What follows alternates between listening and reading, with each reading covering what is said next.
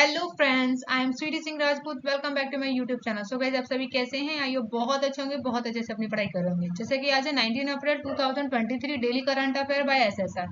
इस लेक्चर में आप सभी को 5 वर्ड्स डेली के मैं वोकैबुलरी के डेली लर्न कराती हूँ, और साथ ही साथ ये लेक्चर आप सभी के ऑल कॉम्पिटेटिव एग्जाम के लिए सफिशिएंट है। ये लेक्चर आप सभी को बायलैंग्वेज मिलता है, हिंदी प्लस इंग्लिश में। अगर आप मुझे कमेंट बॉक्स में बोलेंगे, बताएंगे कि अगर ये इस लेक्चर की पीडीएफ आपको चाहिए तो मैं पीडीएफ भी अवेलेबल करा दूंगी। ये लेक्चर मैं मॉर्निंग में सुबह 6 बजे वीडियो को अपलोड कर देती हूँ यूट्यूब पे। सो गाइज, आप सभी को कमेंट बॉक्स में लिखना है जल्दी से जय हिंद जय Bharat. Thought of the day है गाइज आज का, जीवन में आप कितने खुश हैं ये महत्वपूर्ण नहीं है, बल्कि आपकी वजह से कितने लोग खुश हैं ये महत्वपूर्ण है। तो गाइज, आप लोग खुश रहिए और दूसरों को भी खुश रखिए। इसी विचार के साथ हम लोग सेशन स्टार्ट करते हैं। जैसा कि आज है 19 April 2023, daily current affair by SSR. आप सभी से मैं कहना चाहूंगी, प्लीज गाइज मेरे चैनल को आप लोग सब्सक्राइब कर लीजिए और बेल आइकन पे क्लिक कर दीजिए, ताकि जो भी वीडियोस आए आप लोगों के पास नोटिफिकेशन पहुंच जाए। तो स्टार्ट करते हैं सेशन।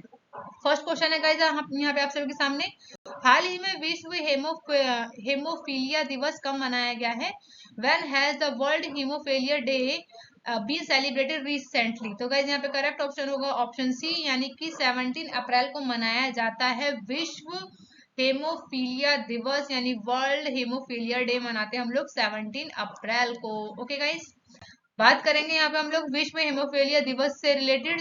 विश्व हेमोफीलिया फीलिया दिवस जो है हर साल 17 अप्रैल को मनाया जाता है। विश्व हेमोफीलिया दिवस पहली बार 1989 में वर्ल्ड फेडरेशन ऑफ हेमोफीलिया के द्वारा मनाया गया था। तो ये याद रखने वाली बात है। सबसे पहली बात तो कि कब मनाया गया है, तो ये 17 अप्रैल को हर वर्ष मनाया जाता है। और इसे पहली बार कब मनाया गया था, तो 1989 में इसे फर्स्ट टाइम मनाया गया था world federation of haemophilia philia के द्वारा। विश्व हीमोफीलिया दिवस का विषय की बात कर लेते हैं, क्योंकि ये भी इंपॉर्टेंट है, हर एक एग्जाम में पूछ सकते हैं आपसे थी। तो axis for all prevention of bleed is as the global standard of care. तो ये इस साल की थीम रखी गई है, विश्व हीमोफीलिया दिवस 2023 के बारे में हमने बात किया। बात करेंगे सेकंड क्वेश्चन, हाल ही में फेमिना मिस इंडिया 2023 का खिताब किसने जीता है? Who has recently won the title of Femina miss India 2023? तो गाइस यहाँ पे correct option option A, Nandini Gupta. Nandini Gupta जो है वो उन्होंने 2023 में फेमिना मिस इंडिया 2023 का खिताब अपने नाम किया है, जो कि कहाँ की है? राजस्थान की है। अब बात करेंगे इस फेमिना मिस इंडिया 2023 के बारे में।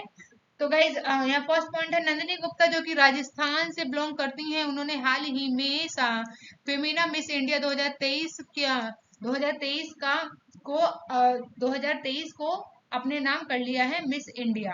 फेमिना मिस इंडिया वर्ल्ड 2023 का अपने नाम किया है। और वहीं यह खूबसूरती प्रतियोगिता का 59वां संस्करण है। तो ये याद रखिएगा, इस वर्ष जो है फेमिना मिस इंडिया जो है 59वां संस्करण आयोजित किया गया है, जिसमें नंदिनी गुप्ता जो है फेमिना मिस इंडिया वर्ल्ड 2023 के लिए फर्स्ट नंबर पे आई है। ठीक है, 13 अप्रैल 2023 को इम्फाल मणिपुर में आयोजित किया गया है। तो ये याद रखने वाली बात है यहाँ पे कि फेमिना मिस इंडिया वर्ल्ड 2023 जो है वो कहाँ पर आयोजित किया गया था, तो ये इम्पोर्टेंट है। तो मणिपुर यानी इम्फाल में आयोजित किया गया है।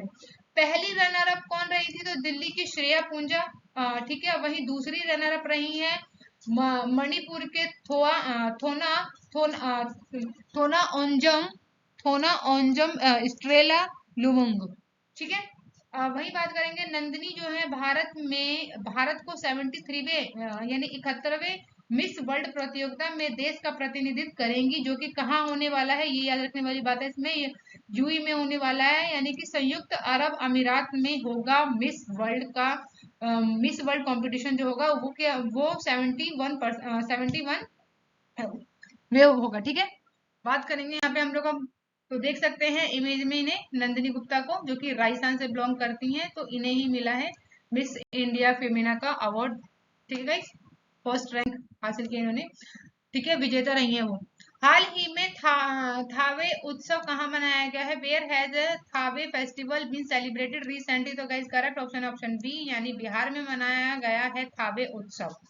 ठीक है। बात करेंगे यहाँ पे नेक्स्ट क्वेश्चन जो कि फोर्थ क्वेश्चन है, हाल ही में कौन जीपीएस यानी कि इकोनॉमिक्स लीडर मीट्स की मेजबानी कौन करेगा? Who has host the GPS economics leaders meet recently? तो गाइस करेक्ट ऑप्शन है ऑप्शन यहाँ पे ऑप्शन बी, यानी मेघालय में आयोजित किया गया है।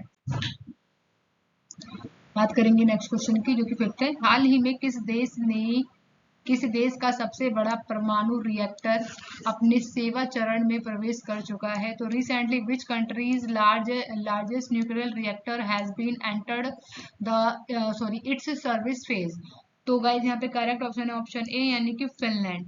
फिनलैंड फिनलैंड में सबसे बड़ा परमाणु रिएक्टर जो है अपना सेवा चरण में, यानी कि अब उस परमाणु रिएक्टर का यूज अब करने के वो लेवल पे आ चुका है। तो फिनलैंड का है ये सबसे बड़ा परमाणु रिएक्टर। ठीक है। बात करेंगे यहाँ पे फिनलैंड की अगली पीढ़ी, यानी कि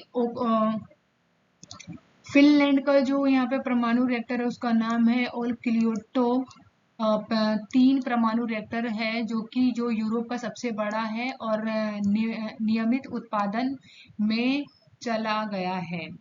अब बात करेंगे यहाँ पे हम लोग फिनलैंड के परमाणु रिएक्टर को, जिसका नाम है ओकोलू ओटो 3 में, जहाँ पे इसमें 600 से मेगावाट उत्पादन करने की क्षमता है। वहीं 2005 में इसका निर्माण शुरू किया गया था। पहली बार सितंबर 2022 के अंत में पूरी तरह से ये पूरी शक्ति तक पहुंच गया था, है ना। ठीक है। बात करेंगे नेक्स्ट क्वेश्चन जो कि सिक्स्थ क्वेश्चन है, हाल ही में कौन सा देश इंटरनेशनल बिग कैट्स अलायंस का संस्थापक बन गया है? तो गाइज इस क्वेश्चन पे आप स्टार बना लीजिएगा क्योंकि ये मोस्ट इंपोर्टेंट क्वेश्चन है। Which country has become the founder of international cats alliance? तो गाइज यहाँ पे करेक्ट ऑप्शन ऑप्शन सी, यानी कि नेपाल। नेपाल जो है इंटरनेशनल बिग कैट्स अलायंस का संस्थापक बन गया है। बात करें यहाँ पे 13 अप्रैल को भारत द्वारा शुरू किया गया था इंटरनेशनल बिग अलायंस।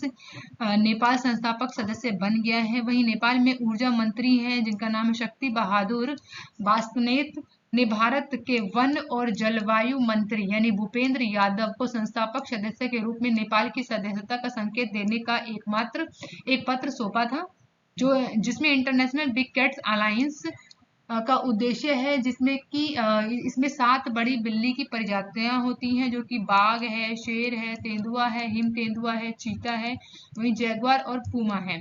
तो ये जो 7 होते हैं, 7 बड़ी बिल्लियों की प्रजातियां होती हैं, उनके संरक्षण की बात की गई है। इंटरनेशनल बिग कैट्स अलायंस का यही एक मेन मोटिव है, उनका उद्देश्य है।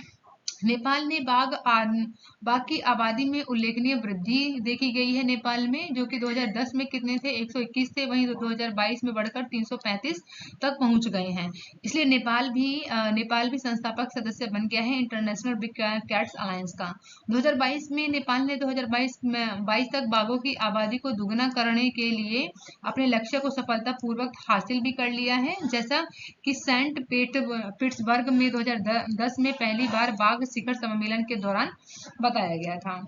ओके, बात करेंगे यहाँ पे हम लोग अब अंतरराष्ट्रीय बिग कैट्स अलायंस के बारे में, जैसे कि क्या है, बाघ, शेर, तेंदुआ, हिम तेंदुआ, चीता, जैगुआर और पूमा, ये क्या है 7 बड़ी बिल्ली की प्रजातियां हैं जिनके संरक्षण की बात की गई है। इसके अंतर्गत भारत के प्रधानमंत्री नरेंद्र मोदी द्वारा 9 अप्रैल 2023 को इंटरनेशनल बिग कैट्स अलायंस की शुरुआत की गई थी। गठबंधन का लक्ष्य इन बड़ी बिल्लियों के प्राकृतिक आवासों को कवर करने के लिए है, जिसमें 97 रेंज देशों तक पहुंचाना है। ये लक्ष्य रखा गया है कि जो ये 7 बिल्ली की प्रजातियां हैं इनको संरक्षण दिया जाए। इसमें 97 देशों तक इसकी पहुंच को बढ़ाना है जी, और उनके संरक्षण के लिए वैश्विक सहयोग प्रयासों को मजबूत करना है। ओके, इसमें Bhutan, Bangladesh, Cambodia, Kenya, Nepal, Ethiopia और मलेशिया के मंत्रियों ने गठबंधन किया है और संरक्षण में भारत के प्रयासों के लिए भी समर्थन दिया है। ओके, अब बात करेंगे यहाँ पे नेपाल के बारे में। नेपाल राज्य की स्थापना जो है किसने की थी? तो शाह वंश के द्वारा नेपाल राज्य की स्थापना की गई थी। यह दक्षिण एशिया का एक स्थल रूप देश है, यानी कि ये लैंडलॉक कंट्री है। और प्रधानमंत्री कौन है यहाँ के? तो पुष्प कमल दहल है यहाँ के प्रधानमंत्री। वही राष्ट्रपति की बात की जाए नेपाल की तो कौन है? रामचंद्र पौडेल हैं। और यहाँ की राजधानी क्या है? काठमांडू है। और मुद्रा जो है नेपाल की वो नेपाली रुपया है। तो ये इतनी सारी बातें आपको नेपाल के बारे में पता होना चाहिए। ओके, करंट में रहती हैं ये सभी बातें। नेक्स्ट क्वेश्चन है 7। हाल ही में वित्त वर्ष 2022-23 में भारत का सबसे बड़ा व्यापारिक भागीदारी कौन सा देश बना है? Which country has recently become India's largest trading partner in financial year 2022-23? तो गाइस यहाँ पे करेक्ट ऑप्शन है ऑप्शन डी, यानी कि अमेरिका बन गया है भारत का वित्त वर्ष 2022-23 में भारत का सबसे बड़ा व्यापारिक भागीदारी।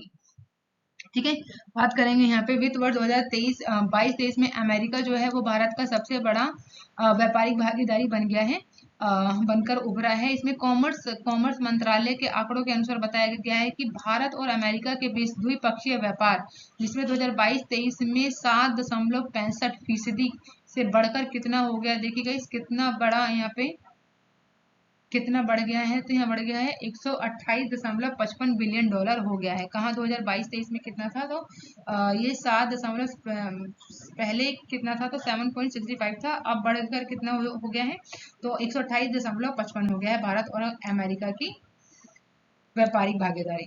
ठीक है, बात करेंगे नेक्स्ट क्वेश्चन, जो कि 8th क्वेश्चन है। हाल ही में 5 दक्षिण एशियाई देश किस राज्य में पर्यटन उत्सव योजना का हिस्सा बनेगा? तो recently 5 south Asian country will become partner of which state tourism promotion scheme? तो गाइस यहाँ पे correct option C, Madhya Pradesh में।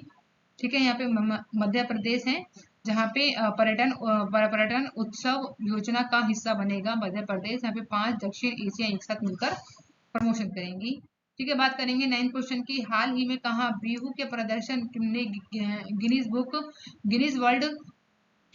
वर्ल्ड बुक में रिकॉर्ड बनाया है? तो recently of performance Bihu has created a Guinness book world record. तो गाइस यहाँ पे करेक्ट ऑप्शन है ऑप्शन ए, यानी गुवाहाटी। कहाँ पे हुआ था, तो ये गुवाहाटी में हुआ है। ठीक है, अब देखिए असम ने जो है एक ऐतिहासिक उपलब्धि को अपने नाम किया है, जिसमें से Guinness book of world record में दर्ज किया गया है। उन्होंने एक ही स्थान पर लगभग 11,000 नृत्यकारों और ढोल वादिकाओं के साथ पारंपरिक बिहू नृत्य का प्रदर्शन किया था। इसीलिए Guinness book of the world record में इस नृत्य को वर्ल्ड रिकॉर्ड का दर्जा दिया गया है। असम की ऐतिहासिक उपलब्धि हासिल की है, जिसमें से Guinness book of the world में दर्ज कर लिया गया। अगेन यही लाइन रिपीट होगी। ठीक है, बात करेंगे असम के मुख्यमंत्री कौन है? तो डॉक्टर हेमंत बिस्वा शर्मा है। और यहाँ के राज्यपाल की बात करूँ तो कौन है? गुलाब चंद कटारिया है। और राजधानी क्या है? तो दिसपुर है।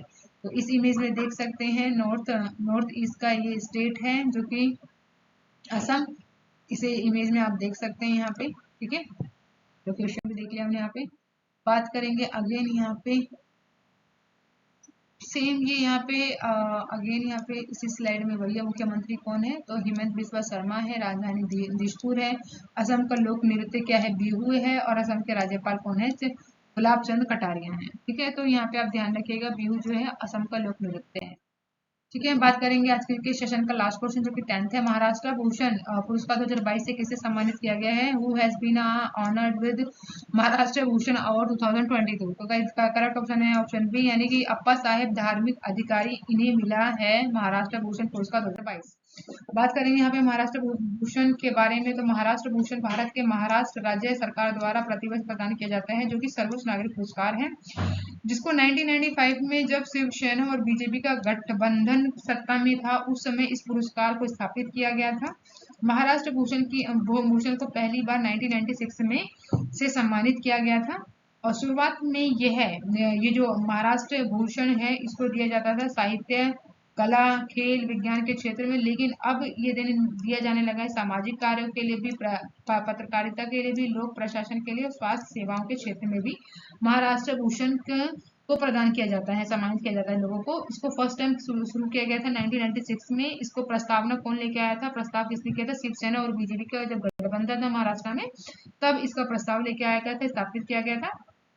तो ये बात ध्यान रखिएगा। अब देखिए, ये इस इमेज में देख सकते हैं आप इन्हें। तो ये जो है इनको दिया गया है। तो 30 साल का एक सामाजिक सुधारक के रूप में इन्होंने अंधश्रद्धा निर्मूलन, आदिवासी बस्तियों के व्यसन मुक्त का काम कर रहे थे। ठीक है, तो इन्हें इसीलिए दिया गया है ये महाराष्ट्र भूषण बात करेंगे अब लोग हम अपने सेशन वोकैबुलरी का, जो कि 5 वर्ड्स होते हैं। एवरीडे हम लोग 5 वर्ड लर्न करते हैं। तो गाइस फर्स्ट वर्ड है आप सभी के सामने ब्रिज। ब्रिज का मतलब होता है उल्लंघन करना। ठीक है, ब्रिज का मतलब क्या होता है गाइस? उल्लंघन करना। ओके, बात करेंगे यहाँ पे सेकंड क्वेश्चन जो कि है मॉर्गेज। मॉर्गेज का मतलब क्या होता है? गिरवी रखना। गिरवी रखना मॉर्गेज का मतलब क्या होता है? गिरवी रखना। वहीं बात कर लेते हैं थर्ड वर्ड की, जो कि है अनवाइडेबल। अनवाइडेबल का मतलब होता है अनिवार्य। अनवाइडेबल का मतलब क्या होता है? अनिवार्य। वहीं अब बात करेंगे फोर्थ वर्ड की, जो है अप्रोप्रिएट। अप्रोप्रिएट का मीनिंग होता है उचित, सही ढंग। ठीक है ना। एंड फिफ्थ वर्ड है जो कि है फिक्सिंग। फिक्सिंग का मतलब होता है धोखाधड़ी या फिर जालसाजी। तो ये हमने यहाँ पे 5 वर्ड्स भी लर्न कर लिए हैं। आप इनके इनके के ऊपर ना एक काम कीजिएगा कि इनके ऊपर आप 5 वर्ड्स के ऊपर सेंटेंस बना के देखिएगा, ताकि आपको ये वर्ड्स याद हो सके। Thank you for watching guys, and मिलते हैं नेक्स्ट क्लास में। इससे पहले मैं कहना चाहूँगी, प्लीज आप मेरे चैनल को सब्सक्राइब कीजिए, लाइक कीजिए एंड शेयर कीजिए। थैंक यू गाइस, मिलते हैं नेक्स्ट क्लास में। Bye bye.